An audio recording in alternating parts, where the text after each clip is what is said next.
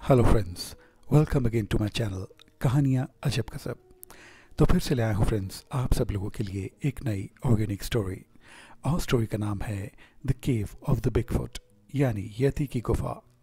And friends, ये story भी uncle Sam की कैंप फायर स्टोरीज की एक और कड़ी है। So without wasting any time, let's start with यति की गुफा। अब एक और रात थी। इस पर अंकल सैम पहले ही डिनर करके इस बड़े कमरे वाले फायर प्लेस के पास बैठे थे। मैंने कहा, अंकल आज कुछ डिफरेंट स्टोरी हो जाए, आज रात कुछ बिगफुट यानी यति की कोई कहानी हो जाए। अच्छा ठीक है, पहले कॉफ़ी ले आओ, तब तक मैं एक बढ़िया कहानी सोच कर रखता हूँ। तब मैं उस सोफे से तुरंत उठा और कॉफ़ी बना कर ले आया। फिर कॉफ़ी का घूंट भरते हुए अंकल बोले, तो सुनो, ये कहानी तुम्हारे लिए तो एक कहानी है, पर मेरे लिए ये एक अच्छा खासा बिगफुट एक्सपेडिशन बन गया था। मुझे आज याद आ रहा है जब मेरे दोस्तों का एक शिकारी ग्रुप अलास्का में शिकार के लिए गया था। कुछ मेरे दोस्त तो घर के पास के थे, मगर कुछ अमेरिका के अलग अलग राज्यों से थे। वे वहाँ पर मूस यानी हिरन की तरह का एक जानवर का शिकार करने के लिए गए थे। करीब 3 बड़े बड़े मिनी ट्रक्स में ये लोग और इनके शिकार और खाने पीने का सामान था।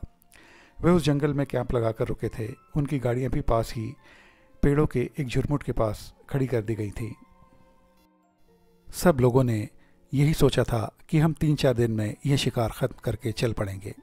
इन शिकारियों में करीब 11 लोग थे, जिनके नाम हैं Rowan, Holland, Oliver, Henry, Lucas, William, Mateo, Benjamin, Jack, Owen और मेरा करीबी दोस्त हडसन।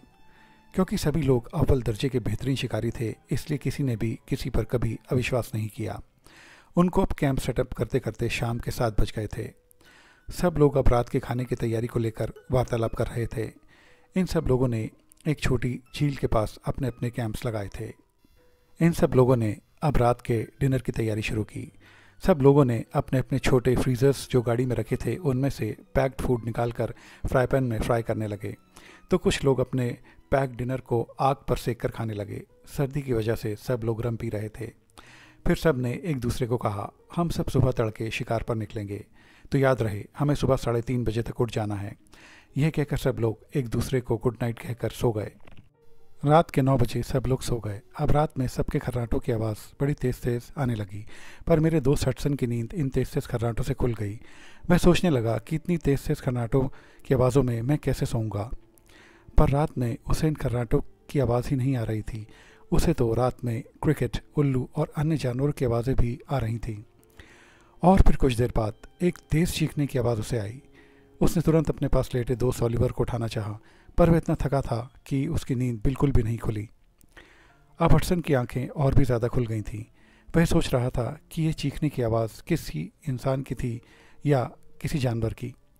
शायद ऐसा लगता है जैसे कोई भारी मुसीबत में हो, और ये, जहाँ तक मेरा ख्याल है, किसी इंसान की ही आवाज़ थी। हडसन ने फिर से ओलिवर को उठाना चाहा। फिर थोड़ी बहुत लेफ़्ट राइट और करवटें लेने के बाद ओलिवर उठा और बोला, क्या हुआ यार, तुम्हें नींद नहीं आ रही? मुझे तो सोने दो। अरे सुनो, मुझे किसी की चीखने की आवाज़ सुनाई दी है। ओह, क्या वाकई? उसने कहा ही था कि दोनों हडसन और ओलिवर को ये भयानक चीखने की आवाज़ फिर से सुनाई दी। अरे तुम्हें क्या लगता है ओलिवर, ये क्या है? वह घबरा कर बोला, हो सकता है ये कोई जीव हो जो घायल हो, या फिर मुझे लगता है कि इस तरह का चीखना तो मेरे हिसाब से बिगफुट यानी यति का ही होता है। तो फिर अब क्या करें? सुनो, चुपचाप सोते हैं, सुबह इस चीख के बारे में सबको बताएंगे। ठीक है, ये कहकर डरते हुए दोनों ओलिवर और हडसन भी अब सो गए। सुबह 4 बजे रोवन और हॉलैंड ने उन्हें नींद से जगाया कि उठ जाओ, हम लोग शिकार पर जाने वाले हैं। इन दोनों ने जल्दी से उठकर पास की झील पर सुबह के सारे कार्य निपटाए और 4:15 बजे सुबह ये दोनों भी शिकार पर जाने के लिए तैयार थे। पर सबसे पहले शिकार पर जाने से पहले इन दोनों ने रात का वाक़या सबको बताया।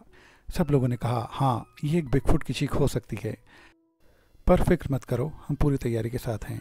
अगर आज रात कुछ होता है तब फिर हम एक्शन मोड में होंगे, पर अभी मूस के शिकार पर चलो।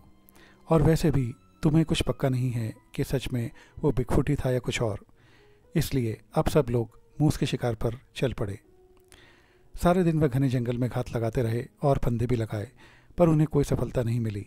एक बार बस करीब 200 से 250 फीट की दूरी पर उन्हें एक मूस की झलक मिली।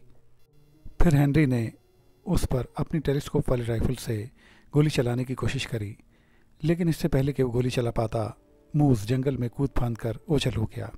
सब ने हेनरी पर गुस्सा निकालना शुरू कर दिया, पर हडसन समझदार था। उसने कहा, अरे यार कोई बात नहीं, कल का भी तो दिन है, हम कल फिर से मूस के लिए ट्रैप लगाएंगे और शिकार करेंगे। अभी 2 घंटे में शाम हो जाएगी, हमें वापस कैंप जाने में भी टाइम लगेगा, तो मैं आपसे यही कहूँगा कि जितनी जल्दी हो सके इस घने जंगल से निकलो और कैंप की तरफ चलो। सब लोग राज़ी हो गए और फिर 1 से 1.5 घंटा लगातार चलने पर कैंप पहुँचे। पर यहाँ का नज़ारा तो कुछ और ही बयान कर रहा था। यहाँ पर उनकी गाड़ी पर मिट्टी के बड़े बड़े, बहुत ही बड़े बड़े हाथ छपे हुए थे। कैंप पूरी तरह से तहस नहस था। सारे बर्तन इधर उधर बिखरे थे और उनका पैक्ड खाना, यानी कि उनके पैक्ड खाने में से वहाँ से कुछ खाना गायब हो चुका था। तभी बेंजामिन और जैक चिल्लाए, वो देखो, बिगफुट के पैरों के निशान। हमें लगता है जो आवाज़ें रात को हडसन और ओलिवर को आई थी वो इसी बिगफुट की थी। बाकी सभी शिकारियों ने बिगफुट के पैरों के निशानों को भली भांति जांचा। फिर सब बोले, ये बिगफुट करीब करीब 9.5 फीट लंबा लगता है और 4 फीट चौड़ा। फिर तुरंत हडसन ने एक आइडिया दिया, अरे भाई, क्यों इस बिगफुट को गुस्सा दिलाएं, क्यों इसके रास्ते में आए, हम कैंप कहीं और लगा लेते हैं। सब ने थोड़ा गहन चिंतन कर हडसन की बात मान ली और वहाँ से अपनी अपनी गाड़ियों में बैठकर चल पड़े, क्योंकि उन लोगों को भी मालूम था कि बिगफुट से आमने सामने की लड़ाई हमेशा खतरनाक होती है। और फिर वह वहाँ से करीब 10 किलोमीटर की दूरी पर अपना नया कैंप लगाने में व्यस्त हो गए। अब यहाँ पर भी एक छोटी सी झील थी, पर अब इन लोगों ने अपनी अपनी गाड़ियों को थोड़ी दूरी पर झाड़ियों की एक ओट में खड़ा कर दिया, ताकि जब भी वहाँ से जाना पड़े तो इन्हें बेहद आसानी हो। तब सभी शिकारियों ने अपने अपनी राइफल्स को लोड किया और वहाँ पर आग जलाकर बैठ गए। अब जो भी बचे हुए पैकेट्स में खाना था उन्होंने निकाला और फ्राई पैन में फ्राई करके खाने की तैयारी में लग गए। खाते खाते सब लोगों ने एक दूसरे से यही बात करी कि क्या यह बिगफुट हम लोगों के पीछे है। सब लोगों ने एक दूसरे की तरफ देखा। सबके चेहरों पर एक सवालिया निशान ही था कि क्या सच में ऐसा ही है या फिर पिछली कैंप वाली जगह उसका अपना इलाका था। चलो कोई बात नहीं, वो अब यहाँ नहीं आएगा, हम उससे काफ़ी दूरी पर हैं। मगर बेटा, उन लोगों को यह नहीं मालूम था कि अनजाने में ये सब लोग, यानी कि सारे शिकारी, उसके घर के और पास आ गए हैं। अंकल सैम ने कहा, फिर क्या हुआ अंकल?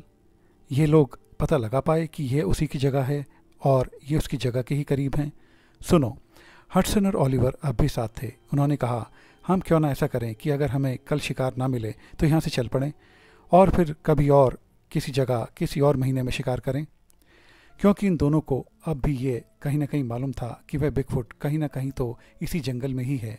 और जब हम यहाँ से चले जाएंगे तो फिर किसी और वक्त फिर दोबारा से प्लानिंग करके ऐसी जगह चलेंगे जहाँ आसान शिकार मिले और वो बिगफुट टेरिटरी ना हो। खैर, सब लोग अब पहले की तरह शांत हो गए और अपने अपने कामों में लग गए। सब लोग अब आग के पास बैठे खाना खा रहे थे। फिर जैक और ओवन को बर्तन धोने का काम मिला। दोनों ने अपनी बड़ी राइफल्स को वहीं रखा और स्मिथ एंड वेसन रिवॉल्वर्स को अपनी सीधे हाथ की कमर पर बांधा और सारे बर्तन लेकर झील के कोने में जाकर बर्तन धोने लगे। उन्हें बर्तन धोए करीब 15 मिनट हुए होंगे कि तभी उन्हें झील की दूसरी ओर झाड़ियाँ हिलने की आवाज़ सुनाई दी। जैक ने ओवन से कहा, बर्तन धोना बंद करो, मुझे झील के पार झाड़ियों के हिलने की आवाज़ आ रही है। फिर ओवन ने अब झाड़ियों के हिलने वाली जगह पर देखा तो उसे कुछ भी दिखाई नहीं दिया, पर कुछ ही देर में उन्हें चांद की रोशनी में एक बड़ी काली आकृति दिखाई दी। अब उन्हें ये पूरा यकीन हो चुका था कि यह सच में बिगफुट यानी हिम मानव का इलाका है और ये वही है। जैक ने उस काले साए पर अपनी कमर पर लगी रिवॉल्वर को तानकर गोली चलाई, पर वो कहीं अंधेरे में गायब हो गया और चिल्लाता रहा। फिर वह दोनों ने सारे बर्तन उठाए और कैंप की तरफ भागे। देखा तो उधर से हेनरी, रोवन और हॉलैंड अपनी अपनी राइफल्स के साथ उनकी तरफ दौड़े चले आ रहे हैं। हेनरी, रोवन और हॉलैंड ने कहा, अरे गोली की आवाज़ आई थी, क्या हुआ? उन दोनों ने कहा, हमें वहाँ कोई खड़ा दिखाई दिया था उस झील के पार। तो तुम लोग को क्या लगा कि क्या वो इंसान है या कोई जानवर? नहीं नहीं, वो पूरा बड़ा वयस्क बिगफुट ही था। तो फिर जल्दी यहाँ से चलो और जल्दी कैंप की तरफ चलो। हम सुबह देखेंगे कि तुमने किस पर गोली चलाई। अब सब शिकारी कैंप पर पहुँचे और अब रात को कुछ लोग जागने वाले थे, क्योंकि कल तो सब लोगों ने जंगल को छोड़ने की ठान ली थी। तब कम से कम 4 लोगों ने रात को पहरा देने की सोची और फिर मेरा दोस्त हडसन, ओलिवर, जैक और ओवन कैंप के पहरेदार बने, हाथों में लोडेड राइफल्स, टॉर्चेस और वॉकी टॉकीज़। बाकी 7 लोग अब सो रहे थे क्योंकि वो पूरे दिन के परेशान और थके हुए थे। थके तो ये 4 भी थे, पर इनको इनकी उत्सुकता और डर ने सोने नहीं दिया था।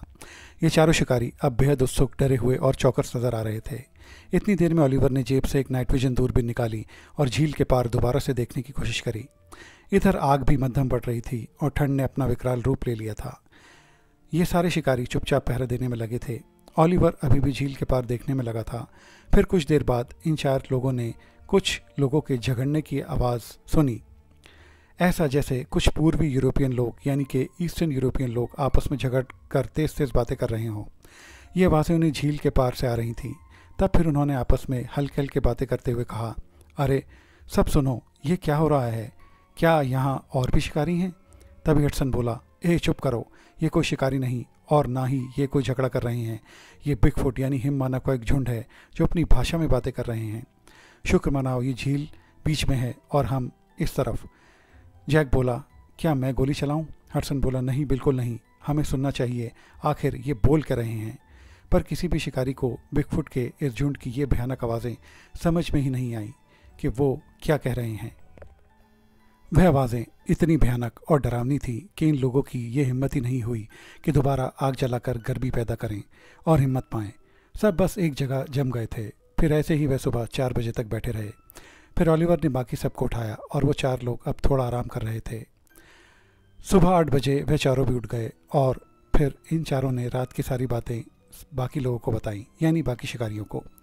तब हेनरी ने हडसन से बोला, अब देर करना ठीक नहीं, सब सारा सामान बांधकर गाड़ी में रख लो और बस तैयार रहना। मतलब? हडसन बोला, मतलब ये डियर हडसन कि मैं, तुम और बाकी 5 और शिकारी यानी हम 7 लोग उस गोली वाली दिशा में जो जैक ने चलाई थी वहाँ जाएंगे और उन भयानक आवाज़ों वाली दिशा में चलते चले जाएंगे और देखेंगे वहाँ क्या हुआ। अगर हमें थोड़ी बहुत भी बिगफुट के वहाँ होने का सुराग हाथ लग गया तो हम ये सारे एविडेंसेस शहर में लोगों को दिखाएंगे और उसी वक्त वापस लौट चलेंगे और यहाँ से हमेशा हमेशा के लिए चले जाएंगे। और अगर कुछ भी हाथ नहीं लगा तब भी हम जल्दी वापस आएंगे। सब लोग अपनी अपनी बंदूकें तैयार कर लो, छोटी बड़ी सारी। सभी 7 लोगों ने अपनी बड़ी बड़ी राइफल्स को कंधे पर टांगा, अपनी पिस्टल्स और रिवॉल्वर्स को कमर पे बांधा, अपनी राइफल्स और पिस्टल्स की गोलियां चेक करी और वहाँ से चल पड़े। Henry, Hudson, Rowan, Lucas, William, Holland, मटेओ, सब लोग बिगफुट की आवाज़ वाली दिशा में बढ़े चले जा रहे थे। तभी हडसन को कुछ रक्त पड़ा दिखाई दिया। हडसन ने हेनरी को वो रक्त दिखाया। हेनरी ने तुरंत हडसन को कुछ बड़े पैरों के निशान भी दिखाए। इसका मतलब अब वो सही जगह पर थे, यानी बिगफुट के जाने वाली दिशा में ही थे। अब सभी शिकारी उस बिगफुट के पैरों के निशानों के पीछे चलते रहे, चलते रहे, चलते रहे। फिर करीब 1 घंटा चलने के बाद दूर से हडसन को एक पत्थर की एक गुफानुमा जगह जो आसपास चट्टानों से घिरी थी दिखाई दी। बस रुक जाओ, हेनरी बोला, मुझे लगता है आज हमारे हाथों बड़ा जैकपॉट लगने वाला है। तभी मटेओ ने जेब से छोटा कैमरा निकालकर उस गुफा की तस्वीरें ली। सब लोग अब घुटनों के बल पास के एक एक पेड़ के पीछे बैठ गए और इंतज़ार करने लगे कि वहाँ से कौन निकलता है। अब सुबह के करीब 10 बज रहे थे मगर वहाँ से कोई बाहर नहीं आया। फिर 11 बजे, फिर 12 बजे और फिर दोपहर का 1 बज गया। तब मटेओ बोला, यार मुझे नहीं लगता कि इस गुफा में कोई रहता है। ये किसी ग्रिजली भालू की गुफा हो सकती है पर बिगफुट की नहीं। लेकिन तभी हडसन बोला, और वो रक्त और बड़े बड़े पैरों के निशान तुम्हें पता है, तुमने देखे थे ना? जैक की गोली किसी बिगफुट के पैर में ज़रूर लगी थी और वो इसी तरफ आया है क्योंकि उसके पैरों के निशान यहाँ गायब हो रहे हैं इस गुफा के पास। मतलब सीधा है कि वो ही गुफा के अंदर है, समझे? हाँ, ये हो सकता है, मटेओ बोला। सब लोग अब भी चुपचाप थे। 10 मिनट बाद हेनरी बोला, सुनो हडसन, मुझे और तुम्हें गुफा के अंदर चलना होगा और देखना होगा कि आखिर मामला क्या है। गुफा के अंदर है कौन? हडसन ने कहा, अरे ये क्या कह रहे हो? मान लो अगर वहाँ सच में कोई बिगफुट हुआ तो, या बिगफुट का कोई परिवार हुआ तो कोई बात नहीं, हम बस धीरे धीरे आगे बढ़कर ये जानेंगे कि सच में वहाँ बिगफुट है या ग्रिजली, और फिर हमले की स्थिति में हमारे पास ये बड़ी राइफल्स तो हैं ही। आओ। दोनों शिकारी अब धीरे धीरे गुफा की ओर बढ़ने लगे। जैसे जैसे वे गुफा के नज़दीक जाते जा रहे थे उन्हें अजीब अजीब लेकिन भारी भरकम आवाज़ें और इधर उधर लोगों के भारी कदमों के चलने की आवाज़ें आ रही थीं। ये दोनों शिकारी अब कोहनियों के बल हल्के हल्के रेंग रेंग कर उस गुफा की तरफ बढ़ रहे थे जैसे मिलिट्री में कमांडोज करते हैं। तब हडसन ने हल्के से थोड़ी हिम्मत करके उस गुफा के अंदर झांकने की कोशिश की तो वहाँ के नज़ारे ने उसके होश ही उड़ा दिए। हडसन ने देखा कि बहुत सारे बड़े बड़े बिगफुट कुछ छोटी छोटी चट्टानों पर बैठे फल खा रहे हैं, और वहाँ बहुत सारे और भी बिगफुट हैं जो लेफ़्ट राइट घूम रहे हैं, और नर एवं मादा दोनों हैं। तब ये देखते ही हडसन ने ये नज़ारा हेनरी को भी दिखाया, पर हेनरी ने हल्के से हडसन को बोला, क्या तुम इन्हें रिकॉर्ड कर सकते हो? ये बात हेनरी ने बोली ही थी कि उसका वॉकी टॉकी तेज़ आवाज़ के साथ बजा, और तभी वहाँ बैठे सारे बिगफुट तेज़ आवाज़ों के साथ उठ खड़े हुए और अपनी नाकों को ऊपर उठाकर सूंघने लगे, जैसे उन्हें इन शिकारियों की गंध मिल गई हो। वह सब अब ज़ोर ज़ोर से हू हू की आवाज़ें निकालने लगे और चिल्लाने लगे। बस फिर क्या था, हेनरी और हडसन तुरंत वहाँ से भागे। इतनी देर में गोली चलने की आवाज़ हेनरी को आई। जब हेनरी ने पीछे मुड़ के देखा तो एक विशालकाय हिममानव उसके पीछे अपना कंधा पकड़े बैठा था। मटेओ ने उस पर शायद गोली चलाई थी और गोली उसके कंधे को छू कर निकल गई थी। उन सब शिकारियों के पास बस यही मौका था भागने का। वे सब अब तेज़ी से दौड़े जा रहे थे और पीछे पीछे न जाने कितने हिममानव उनके पीछे ज़ोर ज़ोर से चिल्ला चिल्ला कर उन्हीं की तरफ आ रहे थे। अब हडसन ने कहा, थोड़ा भागकर एक जगह रुको और हर दिशा में गोली चलाओ। गोली की आवाज़ से ये हिममानव फिर हमारा पीछा नहीं करेंगे। और सब शिकारियों ने बिना रुके हर दिशा में गोली चलाई। अब उन हिममानवों का पीछे भागना यानी कि इनके पीछे दौड़ना और आवाज़ें बंद हो गईं।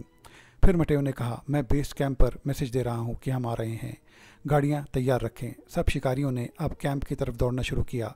वे दौड़ते रहे दौड़ते रहे दौड़ते रहे। फिर कुछ ही दूरी पर उन्हें गाड़ियाँ दिखाई दी। फिर मटेओ ने वॉकी टॉकी से एक मैसेज और दिया कि हम यहाँ खड़े हैं, गाड़ियाँ जल्दी हमारी तरफ ले आओ। अब बाकी 7 शिकारी उन गाड़ियों में बैठे और वहाँ से भाग लिए। फिर 4-5 घंटे बाद लगातार गाड़ी चलाने के बाद वह शहर में थे। सब ने एक रेस्टोरेंट पर गाड़ी रोकी और खाया पिया। फिर हडसन ने बाकी 4 शिकारियों को सारा किस्सा सुनाया। सब लोगों ने वही प्रण किया कि अब ऐसी खतरनाक जगह शिकार के लिए या किसी भी और चीज़ के लिए हम कभी नहीं जाएंगे। तो फ्रेंड्स, ये थी story the cave of the Bigfoot यानी यति की गुफा। एंड अगेन फ्रेंड्स, ये भी अंकल सैम की कैंप फायर स्टोरीज़ की एक और कड़ी थी। ये स्टोरी आपको कैसी लगी प्लीज़ कमेंट करके ज़रूर बताएं। मेरे चैनल को लाइक, शेयर और सब्सक्राइब ज़रूर करें और बेल आइकन प्रेस करना भी ना भूलें। मेरे और भी इंटरेस्टिंग वीडियोस आपको मेरे चैनल पर मिल जाएंगे, उन्हें भी अपने फ्रेंड्स और फैमिली के साथ ज़रूर एंजॉय करें। फ्रेंड्स, अब आप महज सब्सक्राइबर्स नहीं फैमिली हैं, तो देखते रहिए कहानियाँ अजब गजब, स्टोरीज फॉरएवर। और आपकी अच्छी सेहत और ब्राइट फ्यूचर की कामना के साथ मैं लेता हूँ आपसे विदा। मिलते हैं मेरे अगले इंटरेस्टिंग वीडियो में, तब तक के लिए बाय बाय।